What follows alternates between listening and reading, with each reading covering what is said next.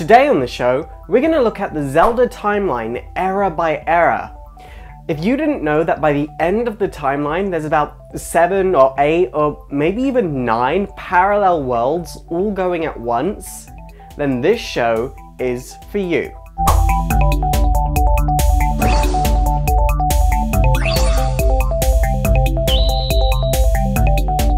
So in 2011 there was the release of the Hyrule Historia. This ended a decades-long debate about the order of the Legend of Zelda games. This timeline gave us a look at the games era by era, and it also clarified up a number of things while raising a lot of questions, and that's what we're going to look at today. One good thing about the Hyrule Historia's timeline is that it unified and shocked a once divided fanbase. The most obvious place to start would be the beginning, so let's go to Zelda the Skyward Sword. Hyrule was formed many years ago by the 3 golden goddesses, Din, Nyaru, and Faora. Din was the goddess of power, and she used her abilities to create the ground and the geography of Hyrule. Nyaru was the goddess of wisdom, and she created balance, laws, and order. And Faora was the goddess of courage, and she created life to uphold the laws that Nyaru had created. Right from the beginning here, we see the courage and wisdom working together and the goddess of power going off and doing her own thing. I think this is really well thought out, and it actually comes into play in a number of the games with Ganon doing his own thing and Zelda and Link working together. A thing to take note of is that we don't know if Hyrule is just one big landmass or if it's a whole planet. We haven't really explored that side of things yet, so it'll be interesting to see that evolve in later games. Once the goddesses had completed their work, they decided to leave behind a symbol of their power, the Triforce, which they entrusted to the lesser goddess, Hylia. Eventually, the Demon King Demise would break through a fissure in the ground, and he would launch an all-out attack on the people of the surface. He was doing this because he wanted the Triforce for himself, but his plans wouldn't work. Hylia would gather all the remaining people on one giant piece of land, and she'd send this piece of land to the sky, and this would put them out of the reach of Demise. As for the Triforce, she separated it into 3 different pieces and hid portals to the Triforce in Skykeep. Before going back to the surface, she enshrined the goddess sword in the goddess statue. Then when she got to the surface, she united the 5 remaining surface tribes and sealed away Demise. Although the day was saved, the battle was won, and the tribes were united, and the people were safe in the sky, Hylia had suffered a number of horrible injuries, and she passed away soon after the battle. So the land in the sky was eventually called Skyloft, and it was up there for so long that knowledge of the surface was just totally lost, and its creation story just drifted into legend. People did still know about and believe in the goddess Hylia, but they thought she was looking over them in a spirit form, when in reality, she was sleeping inside a mortal. The events of Skyward Sword begin on the 25th anniversary of the Knights Academy, and Princess Zelda is kidnapped by Girahim and taken to the surface in an attempt to revive Demise. The following night, Link is woken up by the spirit of the goddess sword, and apparently Hylia had asked her to help her chosen hero fulfill his destiny. Meanwhile, on the surface, Zelda has come into the care of Impa, and Impa is taking Zelda to each of the goddess statues to awaken her true form as Hylia. Girahim was still chasing Zelda, and eventually Zelda and Impa would have to run away to the past, and Link was having to go about purifying the goddess sword so that it could become the Master Sword. Link would then travel to the past himself, find Zelda, and she would reveal her true form as the goddess Hylia to him. Zelda then explains that she has to enter a deep sleep so that she can keep up the seal on Demise, and then Link travels forward to the future, learns the Song of the Hero, and finds all the Triforce pieces, and wishes that Demise stopped existing. This of course does destroy Demise, and it allows Zelda to wake up and come back to her own time, but then this of course pisses off Girahim, who kidnaps Zelda again, takes her to the past where Demise is still a thing, and completes the ritual to reawaken Demise, and it's bad. There of course is a fight that is Link versus Demise, and Link of course manages to defeat Demise pretty easily, I must say so myself, but then Demise is all like, well, my hatred is going to be reborn as a being, and it's going to pursue Zelda's descendants and your spirit in a cycle without end. After this, Skyloft became a part of the ground once again, and peace returned for the first time in a very, very long time. So Zelda thought breeding was a good idea for some reason, and she established the Kingdom of Hyrule. Hyrule Castle was built at the centre of the land so that it could watch over the Temple of Time, which held the Sacred Realm, which held the Triforce. A couple of hundred years passed, and most of the females in the royal family were called Zelda after the ancient fairy tale, and a number of them displayed an aptitude for magic, but apparently anyone in the royal family could learn it if they really tried. Hyrule continued to develop and everything was really, really peaceful. Then one day, monsters appeared out of nowhere and Hyrule was shrouded in darkness. And since Hyrule was so peaceful, they didn't really have a strong militia, so they were no match for these monsters and the kingdom was left in ruins. Then a Picori appeared from the sky and gave the Hero of Men the Light Force and the Picori Blade. And the Hero of Men used these two tools to drive away all the monsters and return peace to the land. What's important to note here is that the Light Force is not the Triforce. They're two different entities with seemingly the same power. To make sure all the monsters wouldn't return, he put the remaining ones in this chest and sealed it with the Picori Blade. As one last measure of security, the Light Force would be merged with the Princess of Hyrule, and it would automatically pass down from princess to princess. And this was so, not only was it safe, but its light would shine out of the princess and bring peace to Hyrule. And thus begins the legend of Zelda, the Minish Cap. On the 100th year anniversary of when the Picori last came to Hyrule, the castle was holding a sword fighting tournament. Apparently, a man named Vaati had won the sword fighting tournament, and no one had ever heard of him, and Hyrule was still relatively small at this time, so rumours were flying this way and that way and backwards and forwards about him. During the ceremony following the sword fighting tournament, Vaati shattered the Picori Blade and opened up the chest to look inside, thus releasing all the monsters back out into the world. Turns out he was looking for the Light Force, and upon not finding it inside the chest, he subdues all the castle guards and turns Princess Zelda into stone and leaves. The king then asks Link to go to the Minish Woods and find the Picori. Link does so, and while there he finds a talking hat named Ezlo, who in turn helps him find the Picori, or as they like to be called, the Minish. Link meets with the elder of the Minish village, and he basically tells Link to reforge the blade, he would need to find the 4 physical embodiments of the elements of earth, water, air, and fire.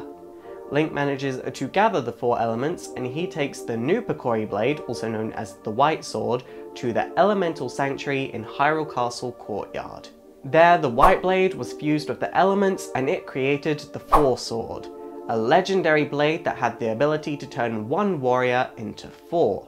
While all this was going on, Vaati had managed to brainwash the king and was preparing to extract the Light Force from Princess Zelda. Link rushed inside the castle and was able to save Zelda using the Picori Blade's evil banishing powers, thus turning her back to human from being stone.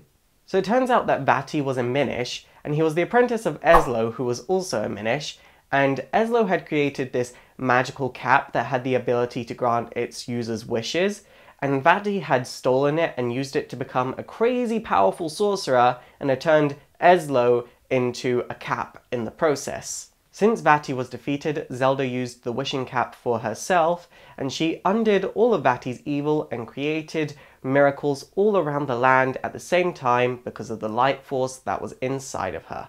This peace was short-lived because Vaati would return once again, though he seems to have forgotten the fact that he was a Minish originally, and he also takes the Palace of Winds as his home, and he seems to be more interested in women than he does power. He'd go on rampages through villages, and he'd kidnap all the eligible and pretty-looking women and take them back to his palace. And a number of people tried saving these women, but they all failed.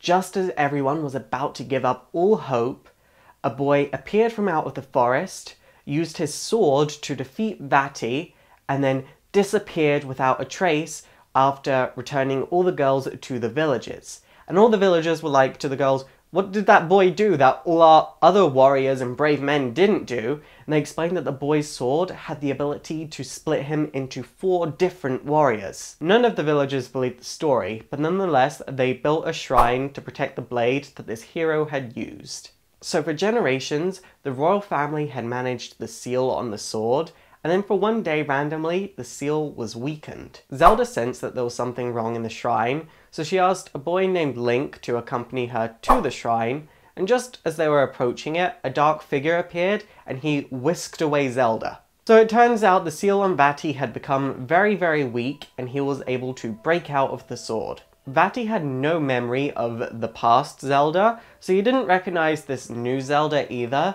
He just saw her as a very, very pretty girl and wanted her to be his bride. Fairies then have Link take the Force Sword from its pedestal, and this splits him into 4 copies of himself. And then Great Fairies are like, "Hey, we'll help you get to the Palace of the Winds, so long as you can prove yourself as a hero," and Link does exactly that.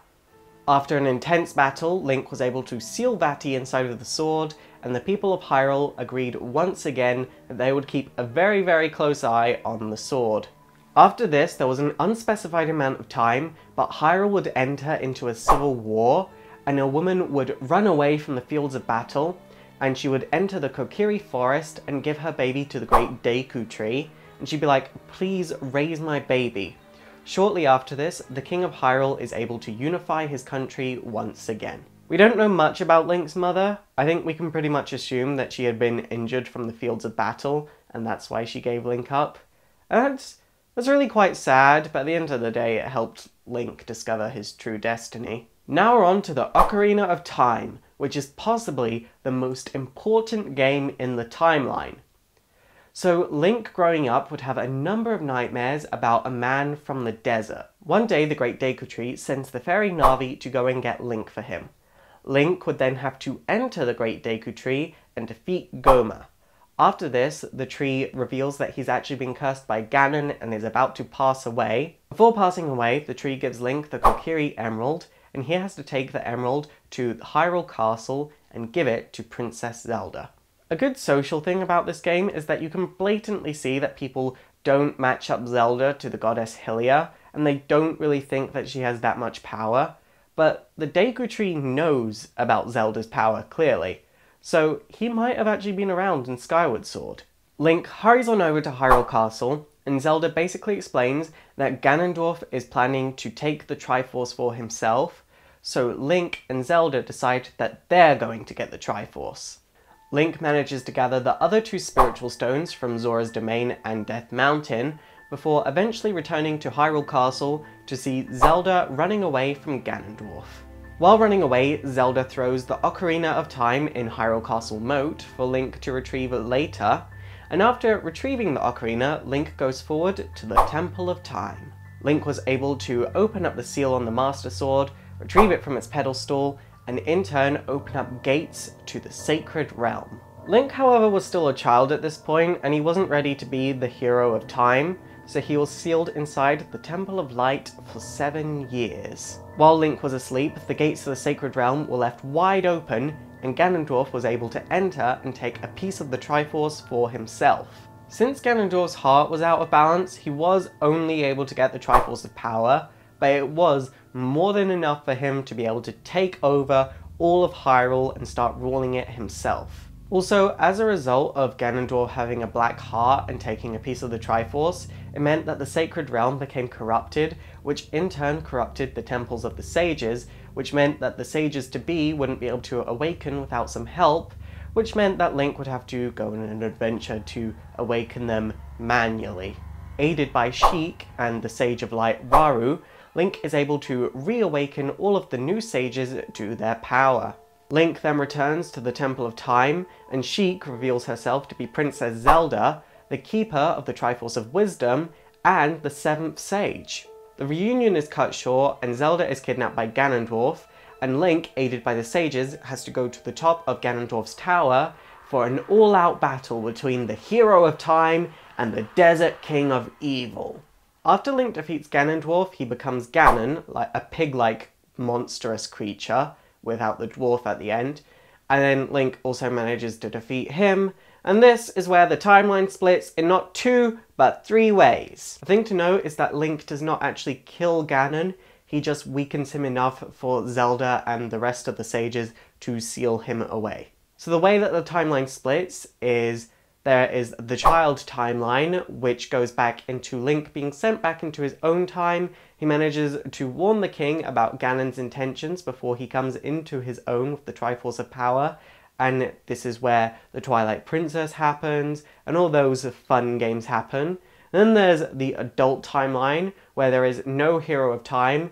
Ganon returns to strike evil in the world, and there is no one to save them, so the world has to be flooded, and Wind Waker starts. And then there is the third, more uncommonly known timeline, where Link is defeated and darkness reigns through Hyrule.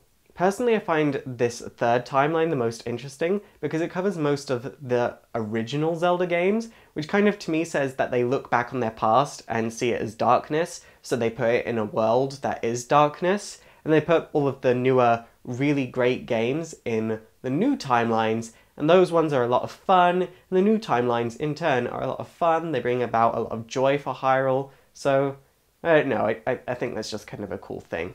The first timeline we'll be looking at is the Fallen Hero timeline. ItsSuperEffective! So the hero is defeated by Ganon, not Ganondorf, and the sages have no choice but to seal away Ganon in the Sacred Realm, thus creating the Dark World. They didn't really lose anything here because the Sacred Realm was already corrupted, but it is a shame to see such a sacred place go. Hyrule would once again enjoy a very, very short time of peace, but eventually rumours of a golden power sleeping inside of the Sacred Realm would begin to circle about. Some people began to go to the Sacred Realm, but they would never return. This is because they'd be transformed into monsters and be inducted into Ganon's army. When Ganon's army grew to be big enough, he launched an all-out attack on Hyrule. In retaliation, the King of Hyrule asked the 7 sages to create a seal on the Dark World. The sages were able to do so, but only under the protection of the Knights of Hyrule. The seal was formed, but almost all the knights were wiped out. Also, the kingdom was in ruins, and the sages' power was just a shadow of what it used to be. Also, Hyrule was really, really tiny now compared to its once glorious state. Thus begins the events of A Link to the Past. Hyrule had peace for a little while, but then a number of misfortunes would plague the land. The king turns around and says, "I will give a reward to anyone who can stop these misfortunes." And out of nowhere comes the wizard, Agahim. The wizard used some unrecognized magic to stop all these disasters, and he was so powerful that people started saying that he might be the second coming of the 7 sages. So Agahim's reward was to become chief advisor and priest at Hyrule Castle. Here is where Agahim sprung his attack. He brainwashed all of Hyrule's soldiers and killed off the king, and he put 6 of the descendants of the 7 sages, which in this game were called maidens, into the Dark World. Agahim was doing this so that he could break the seal on Ganon so that Ganon could rule both worlds. Meanwhile, Zelda was laying in her prison cell using telepathy to call out to Link, who was a boy that lived nearby the castle with his uncle. Link woke up to find his uncle leaving the house with a sword and the shield. Then Link followed the telepathic call to the castle, where he found his uncle dying. With Link's uncle's last breath, he gives Link the sword and the shield and reveals to Link that he is actually the heir to the Knights of Hyrule. Link rushes through the castle, saves the princess, and puts her in the care of the priest at the sanctuary. The priest then tells Link to seek out Sahasrara, the elder at Kakariko village. The elder tells Link to find the 3 pendants of virtue to get the Master Sword that is hidden in the Lost Woods. This game is kind of long, and I don't want it just to be more about one game than any of the others, so what I am going to do is I'm just going to summarize it. Link ends up going to the Dark World, and he turns into Bunny Link, and he has the ability to travel between the regular world and the Dark World using a magic mirror. After our whole adventure, turns out that Agahnim was actually Ganon's alter ego, and Link and Ganon would have one final battle royale, and Link would kill Ganon. At the end of the game, the Triforce would be put on top of the Pyramid of Power in the Dark World. The Triforce would speak to Link, and Link reaches out and touches the Triforce. A miracle happens and peace is returned to Hyrule, and Link's uncle and the king are returned to life. Link has a choice here. He can leave the Triforce in the Sacred Realm where it belongs and tell the sages to seal off the Sacred Realm, or he can give the Triforce to the royal family, which has never proven to be a good idea. He gives it to the royal family. After Ganon's defeat, the witches Twin Rover decide that they want to revive Ganon, but to do this, they need the 3 flames of sorrow, despair, and destruction to be lit. They send their minions, Onox, the General of Darkness, to Holodrum, and Veran, the Sorceress of Shadows, to Liburnia. Almost simultaneously, Link would visit the castle, place his hand on the Triforce, and be transported to Holodrum.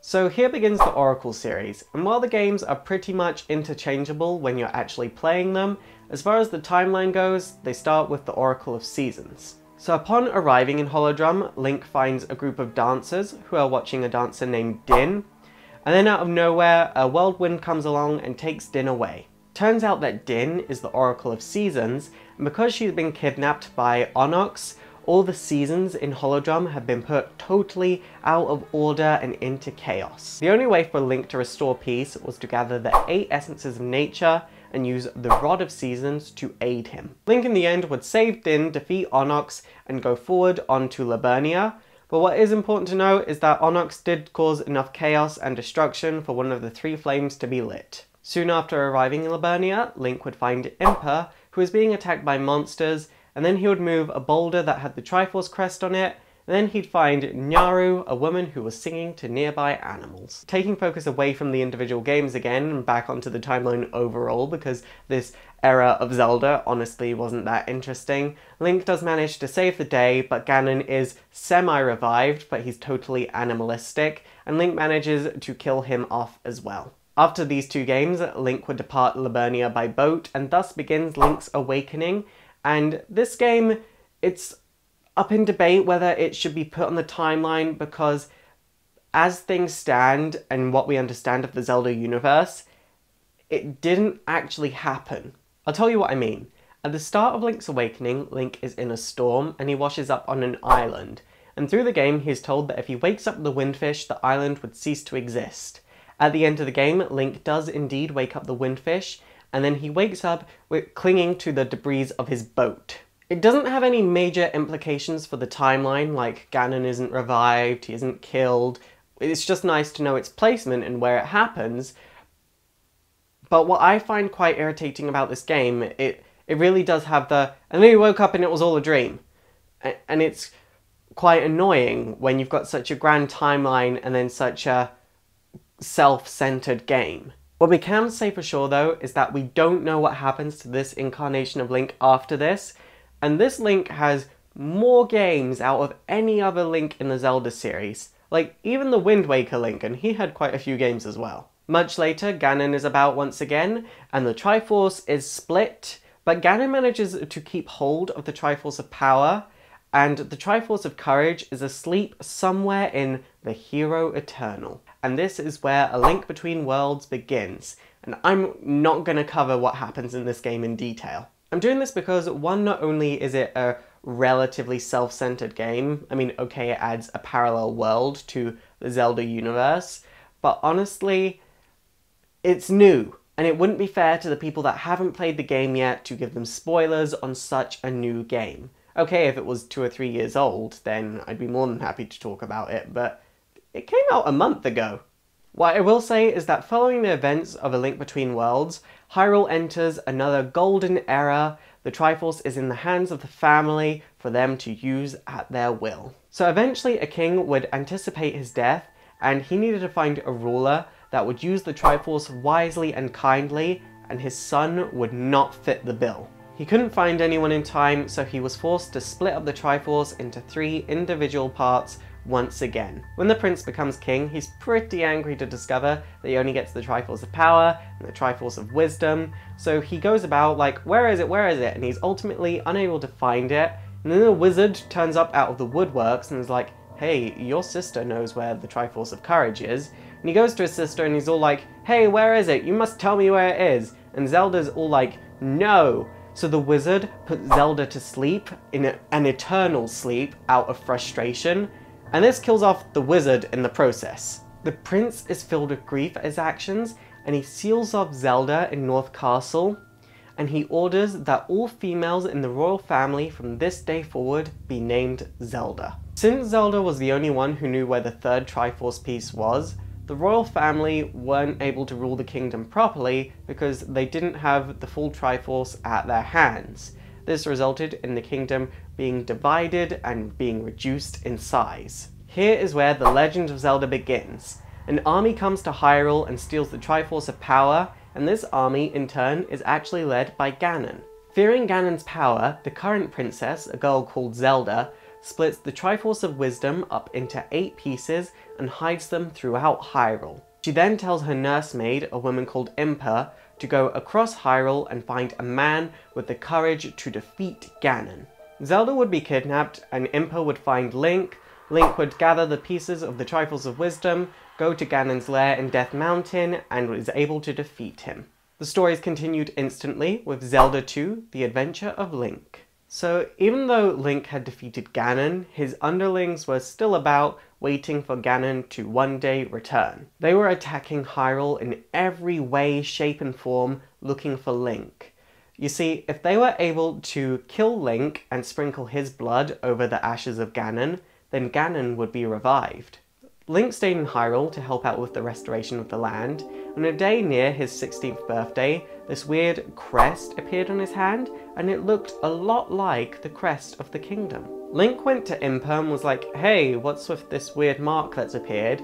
And Impa was shocked, so she took Link to North Castle and told him the tale of the sleeping Princess Zelda. This crest actually symbolized that Link was destined to restore the Triforce of Courage, and he had to travel about the land with 6 crystals and go to different locations to unseal the dungeon that actually held the Triforce of Courage. Link was able to go through the final dungeon and defeat his shadow self, reunite the Triforce, and wake up the sleeping Princess Zelda.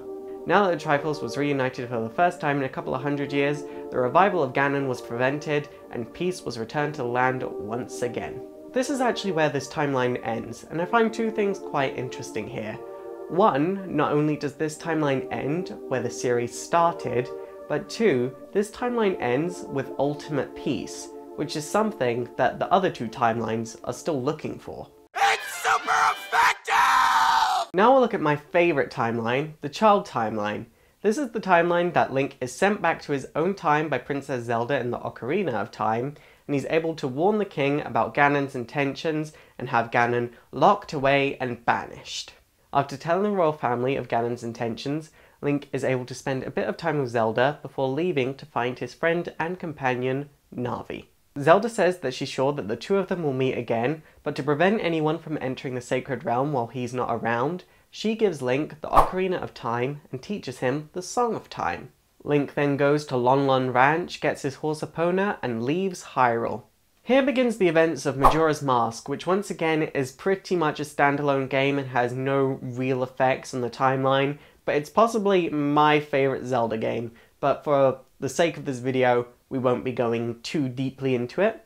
What I will say is that Termia actually has a different creation story to Hyrule, and the difference here is that we actually see the Termian gods. This, more than anything, for me just confirms that Link is either dead or went to a parallel universe. I hope it's the parallel universe thing. We haven't had any confirmation on the Link is dead in Majora's Mask thing, and I hope it's not true. A major thing here that we actually see though is the Majora's Mask, and a lot of people think the Majora's Mask is the same thing as the fused shadow in Twilight Princess. Meanwhile, back in Hyrule, Ganon is taken to the Arbiter's grounds by the 6 sages. The sages try to execute him, but they fail and they discover that Ganon has the Triforce of Power. This renders their abilities useless against him, and Ganon is actually able to kill the Sage of Water. Because of all of this, the sages were forced to use the Mirror of Twilight and send Ganon to the Twilight Realm. I just want to take a moment to count the number of parallel worlds that we have so far. So we've got the 3 timelines, then we've got the Sacred Realm in each of these timelines, then we've got the parallel world in A Link Between Worlds, we've got Termia, and now we've got this Twilight Realm. What's interesting to me is that although there are a number of parallel worlds going on in The Legend of Zelda, it never really seems to greatly affect the overarching storyline. It's just like, oh, another parallel world, let's go. Oh, a parallel world, let's go. And I quite like that, because no other series would be able to pull that off. So while in the Twilight Realm, Ganon runs into a being named Zant, and he says to Zant, "If you can get me out of here, I will give you ultimate power." And Zant agrees. Ganon tells Zant that he has to merge the Twilight Realm and Hyrule. Effectively, what Zant would be doing here would be merging the world of light with the world of twilight to create a world of darkness. Zant agrees to do so and pledges his life to Ganondorf. He turns the Twilight Princess, Midna, into an imp and launches an all-out attack on the world of light. Hyrule was totally unprepared for this invasion, and this resulted in the princess being forced to surrender or die, and she chooses to surrender. Zant then sends his minions all over the land to steal the power from the light spirits that guard each province, and this resulted in each of the provinces being covered in twilight. This game is again pretty long, and its events, while amazing and interesting, and it's definitely one of the best Zelda games, are not relevant to the overarching storyline other than a few key points. The key points that you need to take note of is that there are these beings called the Dark Interlopers, and these were the people that were locked away in the Twilight Realm. We don't really know who the Dark Interlopers were. In my point of view, they look quite a bit like Vati, the Wind Mage, so it might be people that were corrupted by magic. There are the Light Spirits that were created by the 3 goddesses. I think it's fair to assume that these are lesser gods. I don't know where they are in the Wind Waker and those other parallel world games, but it'll be quite interesting to see them turn up one day in those worlds as well. And there is the Fused Shadow, a relic of the Dark Interloper ancestors that looks shockingly like a different version of the Majora's Mask. The game would finish with Zant being killed, Ganon being killed, and Midna would return to the Twilight Realm, and she'd destroy the Twilight Mirror as she was doing so. At the end of the game, almost mirroring the previous incarnation of Link from Ocarina of Time, this Link leaves Hyrule on Epona. We don't know what directly happens after this. There is a blank period for a couple of hundred years, so you can pretty much assume that they're gonna put in a game here. But what we do know is that the next game is Four Swords Adventures. During the 100 Years gap, the people of Hyrule and the Gerudo tribe reconnected with one another, but after a couple of hundred years, a new Ganon was born, and he was the direct reincarnation of the previous one. This Ganon would steal the trident from the ancient pyramid and the Dark Mirror from the Temple of Darkness. The Dark Mirror was supposed to hold a tribe that was alive thousands of years ago, but I do want to say that the Dark Mirror and the Twilight Mirror are not the same thing. In fact, they hold 2 completely different tribes. We don't know anything about the tribe in the Dark Mirror. A power that the Dark Mirror has that the Twilight Mirror doesn't have is the ability to reflect the user's heart and create monsters. Ganon planned to release the ancient sorcerer Vati from his imprisonment, and he also created a dark version of Link called Shadow Link. Eventually, clouds of darkness would begin to cover the land, and Zelda would gather the 6 Shrine Maidens to renew the seal on Vati. Then, Shadow Link appeared out of nowhere and scattered the 6 Shrine Maidens across the land, and Link would draw the Four Sword from its pedestal, but this would release Vati. Ganon then had Shadow Link tear open rifts to the Dark World, and this resulted in the Knights of Hyrule being turned into Staphos. The 4 Links would rescue the Shrine Maidens, find out that Ganon was plaguing the land, gather the 4 crystals from the 4 Knights, and go to the Tower of the Winds. This is where they destroyed Vati once and for all and sealed Ganon inside the Four Sword. This is where the child timeline ends, and although it's my favourite, I think they could do a lot more with it. What I will say is that this timeline adds in some of the most fun mechanics to the Zelda series, and I'd definitely like to see more games with those mechanics. It's super effective! Now we're on to the most commonly played timeline, and probably the most popular timeline, the adult timeline. This is the world where Link was sent back to his own time, leaving the world with no Hero of Time to protect them. A long time after the Hero of Time disappeared, the seal that the 7 sages put on Ganon began to weaken and he was able to escape. Ganon wanted to get even with the Hero of Time and enact his revenge, but the Hero of Time wasn't about, so he had to attack his possible descendants. He had no exact idea who the descendants of the Hero of Time were, so he just attacked all of Hyrule. The people of Hyrule waited and waited and waited for the Hero of Time to appear, but he never turned up, so they had no choice but to pray to the golden goddesses. The goddesses told chosen people to go to the mountaintops of Hyrule. After all of the selected people were safe, Hyrule, along with Ganon and his army, were flooded. The people on the mountains built a new civilization on the Great Sea, and eventually all memory of Hyrule was just forgotten. However, on a small island called Outset Island, there was a tradition of dressing up young boys on their birthdays in the clothes of the Hero of Time. And this is where The Legend of Zelda: The Wind Waker begins. Under the waves, Ganon is somehow revived once again, and he kills off the 2 sages that pray to power the Master Sword and goes to the surface himself. He took base at Forsaken Fortress and built his Dark Army, and then he began to capture all young girls with pointed ears in hopes that he'd eventually get a hold of Princess Zelda. Fortunately, the King of Hyrule awoke around this same time, and he sent a boat called the King of the Red Lions to the surface. This adventure would start when a group of pirates were attacking this giant bird who had captured their leader, Tetra.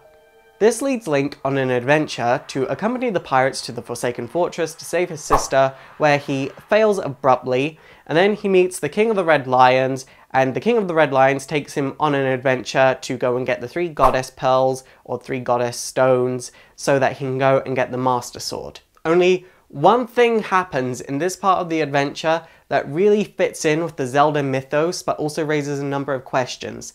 The Tower of the Gods.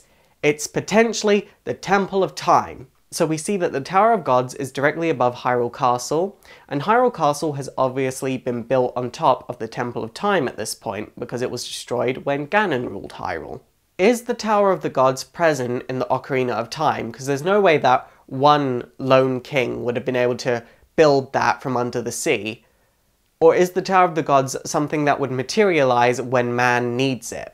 Link would go up to Ganon with the Master Sword and try to defeat him, and Ganon would be all like, "Ha, that doesn't work on me," and this would force Link to return to Hyrule, this time with Tetra, and it turns out that Tetra is actually Princess Zelda. Then Link would have to go and reawaken 2 new sages who would have to pray for the Master Sword. The next step was for Link to restore the 8 pieces of the Triforce of Courage, which he does pretty quickly, and then go back under the sea to battle Ganon atop his tower.